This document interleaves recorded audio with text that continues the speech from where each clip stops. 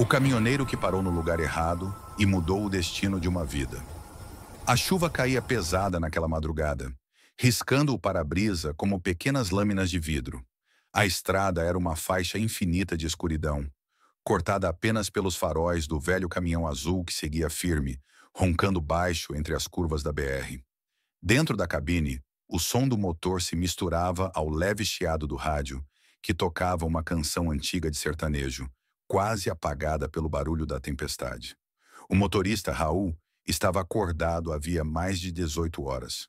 Os olhos cansados, o rosto marcado por anos de estrada e a mente cheia de lembranças que preferia esquecer. Ele era um homem de poucas palavras, conhecido nos postos como Raul do Horizonte. Um apelido que vinha do nome pintado na lateral do caminhão e do hábito de desaparecer por semanas, cruzando o país inteiro, como se estivesse sempre fugindo de algo. Naquela noite, o cronômetro de entregas não era o que o preocupava. O rádio falava sobre um trecho perigoso da estrada, um deslizamento que havia bloqueado parte da pista alguns quilômetros à frente. Mas o que realmente o fez reduzir a velocidade foi outro som, quase imperceptível, vindo de fora. Um grito, curto, abafado, quase engolido pela chuva. Raul apertou o freio, o caminhão deslizou um pouco antes de parar. Por um instante, tudo ficou em silêncio.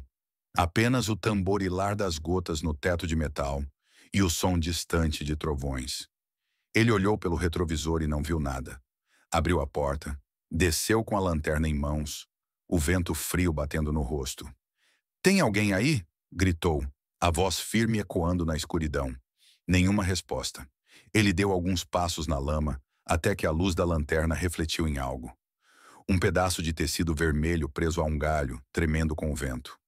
Mais alguns passos adiante, e o coração dele disparou.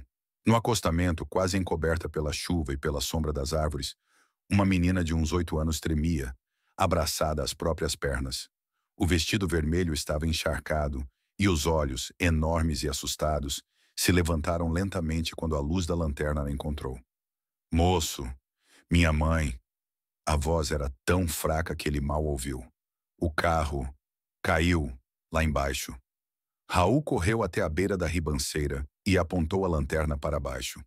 O que viu gelou seu sangue. Um carro prata estava tombado entre as pedras, metade submerso no córrego que descia da serra. A água batia com força nas portas.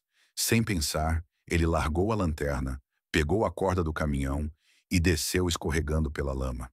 O barulho da chuva e do motor do caminhão ecoando lá em cima se misturavam com o próprio som da respiração dele, rápida, pesada, desesperada. Quando chegou perto do carro, viu uma mulher desacordada no banco do motorista, a cabeça caída para o lado, o cinto preso. A correnteza tentava arrastar o veículo. Ele puxou o canivete do bolso, cortou o cinto e, com um esforço que parecia sobre-humano, conseguiu abrir a porta. A mulher tossiu, respirou com dificuldade. Raul a puxou para fora, apoiando o corpo dela contra o peito, subindo com ela, escorregando pela ribanceira até o acostamento. A menina correu e se jogou sobre a mãe, chorando. "Tá tudo bem, moça, tá tudo bem", dizia Raul, ofegante, tentando convencê-la de algo que nem ele acreditava. A mulher abriu os olhos por um segundo, olhou para ele e sussurrou algo quase inaudível. "Você veio", antes de desmaiar novamente. A chuva diminuía aos poucos, mas o peso daquele momento só aumentava. Raul colocou as duas dentro do caminhão, cobriu-as com o casaco dele e acelerou até o posto mais próximo, a uns 15 minutos dali. Enquanto dirigia, o rosto molhado e o coração acelerado, ele pensava em como um simples grito no meio da noite havia mudado tudo. No posto, os frentistas correram ao ver a cena. Chamaram a ambulância, ofereceram toalhas, café quente. Raul, encharcado, ficou encostado na parede, observando de longe enquanto os paramédicos cuidavam das duas. Quando um deles perguntou se ele era parente, ele apenas balançou a cabeça. Não, só estava passando. Horas depois, já amanhecendo, a mulher recobrou a consciência. O sol tímido atravessava as nuvens quando ela pediu para vê-lo. Raul se aproximou, com o olhar cansado, as mãos ainda sujas de lama. Você salvou minha vida e a da minha filha. Ela tentava sorrir, mesmo fraca. Se você não tivesse parado, ele apenas respondeu. Eu ouvi um grito, e quando alguém grita desse jeito, a gente para. O silêncio entre eles era pesado e ao mesmo tempo leve, como se palavras fossem inúteis diante do que havia acontecido. O médico disse que elas ficariam bem. A mulher se chamava Elisa e a filha, Sofia. Estavam voltando para casa depois de uma viagem para visitar familiares quando o carro derrapou. Raul ficou ali até ter certeza de que as duas estavam seguras. Quando finalmente se preparava para ir embora, Elisa o chamou. Como posso te agradecer?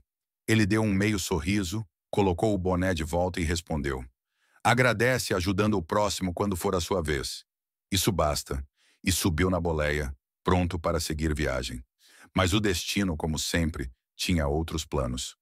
Alguns quilômetros à frente, o rádio do caminhão chiou de novo. Uma notícia começou a tocar. Homem misterioso salva mãe e filha de acidente em meio à tempestade. A polícia ainda tenta identificar o caminhoneiro que desapareceu após o resgate. Raul suspirou, desligou o rádio e seguiu em frente.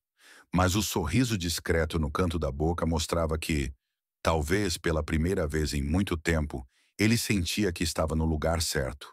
Naquela noite, algo dentro dele havia mudado. Porque às vezes parar no lugar errado é justamente o que te coloca no caminho certo. Semanas depois, Raul voltava pela mesma estrada e viu um pequeno cartaz colado no posto onde tudo aconteceu. Procuramos o caminhoneiro que salvou nossas vidas. Elisa e Sofia embaixo, um desenho infantil colorido, mostrando um caminhão azul e uma menina sorrindo ao lado de um homem alto de boné. Raul parou o caminhão, desceu e ficou olhando por longos minutos. Depois, sem dizer nada, tirou o canivete do bolso e cortou um pedaço pequeno do cartaz, o suficiente para guardar o desenho. Dobrando-o com cuidado, colocou no painel do caminhão, ao lado da foto antiga de seu filho, um menino que ele não via há mais de 5 anos.